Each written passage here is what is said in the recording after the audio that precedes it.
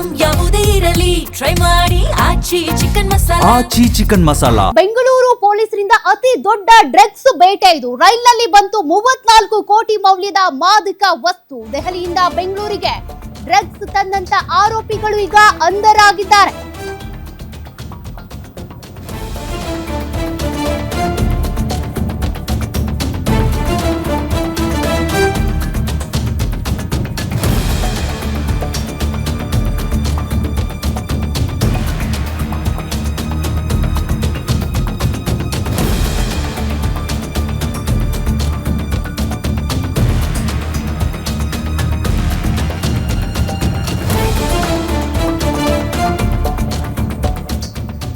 Drugs ತಂದಂತ ಆರೋಪಿಗಳು ಈಗ ಪೊಲೀಸರ ಅತಿಥಿಯಾಗಿದ್ದಾರೆ.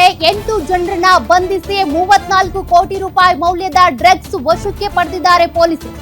ಭರ್ಜರಿ ಕಾರ್ಯಾಚರಣೆ ನಡೆಸಿದಂತ ಹೆಬ್ಬಾಳ ಪೊಲೀಸರು 3 ಲೇಯರ್ ನಲ್ಲಿ ಕೆಲಸ ಮಾಡ್ತಿದ್ದಂತ ಡ್ರಗ್ಸ್ ಜಾಲ ಪತ್ತೆಯಾಗಿದೆ. ಸೀರೆ, ಐರನ್ ಮಾಡುವ ಟೇಬಲ್, ಚೇರ್ ನಲ್ಲಿ ಅಡಗಿಸಿ ಸಾಗಾಟ ಮಾಡ್ತಾ ಇದ್ರು. ಗಿಫ್ಟ್ ರೀತಿಯಲ್ಲಿ ಪ್ಯಾಕ್ ಮಾಡಿ ತಂದಿದ್ದಂತ ಆರೋಪಿಗಳು ಸರ್ಜಾಪುರ ಮನೆಯೊಂದರಲ್ಲಿ ಬಾಕಿ ಡ್ರಗ್ಸ್ ಇಟ್ಟಿರುವಂತ ಮಾಹಿತಿ ಹಿನ್ನೆಲೆ ಬೆಂಗಳೂರು ಪೆಡ್ಲರ್ ಮನ್ಸೂರ್ ನಿವಾಸದ ಮನೆ ಮೇಲೂ ಕೂಡ ದಾಳಿ ಮಾಡಲಾಗಿದೆ. ಇನ್ನು ಮನ್ಸೂರ್ ನಿವಾಸದಲ್ಲಿ 10 ಕೆಜಿ MDMA ಪತ್ತೆಯಾಗಿರೋದು. ಬಳಿಕ ಅಬ್ದುಲ್ ಸಮಾದ್ ನಿವಾಸದಲ್ಲಿ ಡ್ರಗ್ಸ್ ಇರೋ ಮಾಹಿತಿ ಕೂಡ ಕೇಳ್ಬಂತು. ಅಬ್ದುಲ್ ಹೆಣ್ಣೂರು ನಿವಾಸದಲ್ಲಿ 3.5 ಕೆಜಿ MDMA ಪತ್ತೆಯಾಗಿದೆ. ಬೆಂಗಳೂರಿನಲ್ಲಿ ನಡೆದಿರುವಂತ ಅತಿ ದೊಡ್ಡ ಡ್ರಗ್ಸ್ ಬೇಟೆ ಇದು. 34 ಕೋಟಿ ಮೌಲ್ಯದ ಡ್ರಗ್ಸ್ ಅನ್ನ ಪೊಲೀಸರು ಪತ್ತೆ ಹಚ್ಚಿದ್ದಾರೆ. ಬರೋಬ್ಬರಿ 8 ಜನ ಆರೋಪಿಗಳನ್ನ ಅರೆಸ್ಟ್ ಮಾಡಿದ್ದಾರೆ ಪೊಲೀಸರು. ಈ ಒಂದು ಭರ್ಜರಿ ಕಾರ್ಯಾಚರಣೆಯಲ್ಲಿ ದೊಡ್ಡ ಜಾಲ ಇರೋದ್ರ ಬಗ್ಗೆ ಪೊಲೀಸರಿಗೆ ಮಾಹಿತಿ ಸಿಕ್ಕಿದೆ. ಹೆಬ್ಬಾಳ ಪೊಲೀಸರು ನಡೆಸಿರುವಂತಹ ಕಾರ್ಯಾಚರಣೆಯಲ್ಲಿ 8 ಜನ ಆರೋಪಿಗಳು ತಗಲಾಕೊಂಡಿದ್ದಾರೆ. 34 ಕೋಟಿ ಮೌಲ್ಯದ ಡ್ರಗ್ಸ್ ವಶಕ್ಕೆ ಪಡೆದಿದ್ದಾರೆ. ಡೀಟೇಲ್ಸ್ ಕೊಡ್ತಾರೆ ಕ್ರೈಮ್ ರಿಪೋರ್ಟರ್ ಗಿರೀಶ್. ಬೆಂಗಳೂರಿನಲ್ಲಿ ನಡೆದಿರುವಂತ ಅತಿ ದೊಡ್ಡ ಡ್ರಗ್ಸ್ ಬೇಟೆ ಏನ್ ಡೀಟೇಲ್ಸ್ ಸಿಗ್ತಾ ಇದೆ? ಓಕೆ, ಖಂಡಿತವಾಗಿಯೂ ಬೆಂಗಳೂರಿನಲ್ಲಿ ಈ ಹಿಂದೆ ಬೇರೆ ಬೇರೆ ರೀತಿಯ ಡ್ರಗ್ ಅನ್ನ ಸೀಸ್ ಮಾಡಿದ್ರು. ಆದ್ರೆ ಈ ಬಾರಿ ಹೆಬ್ಬಾಳ ಪೊಲೀಸರಿಂದ ಒಂದು ದೊಡ್ಡ ಗ್ಯಾಂಗ್ ನ ಭೇಟಿಯಾಗಿದೆ ಅಂತಾನೆ ಹೇಳ್ಬೇಕು. ಯಾಕಂದ್ರೆ ಬರೋಬ್ಬರಿ 35 ಕೋಟಿಗೂ ಅಧಿಕವಾದಂತಹ MDMA ಸೇರಿದಂತೆ ಇನ್ನಿತರ ಡ್ರಗ್ಸ್ ಏನಿದೆ ಅದರ ಒಂದು ಸೀಸ್ ಅನ್ನ ಪೊಲೀಸರು ಮಾಡಿದ್ದಾರೆ.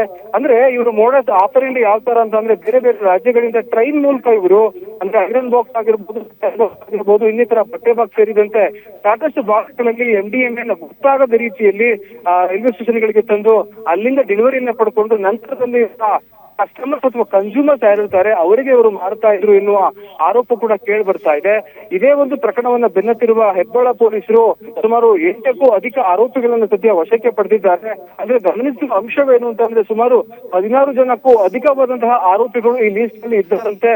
ಹೀಗಾಗಿ ಇವರು ಎಷ್ಟು ದಿನಗಳಿಂದ ಈ ಒಂದು ಕೃತ್ಯದಲ್ಲಿ ಭಾಗಿಯಾಗಿದ್ರು ಅನ್ನೋದನ್ನ ಪೊಲೀಸರು ಪತ್ತೆ ಹಚ್ಚಬೇಕಾಗಿದೆ. ಯಾಕಂದ್ರೆ ಪ್ರಸ್ತುತ ಮಾಹಿತಿಯಂತೆ ಸುಮಾರು 5 ತಿಂಗಳಿಂದ ಇದೇ ಒಂದು ಕೃತ್ಯದಲ್ಲಿ ಈ ಹಿಂದೆ ಸುಮಾರು 6 ಜನರು ಕೆಲಸವನ್ನ ಮಾಡ್ತಾ ಇದ್ರು.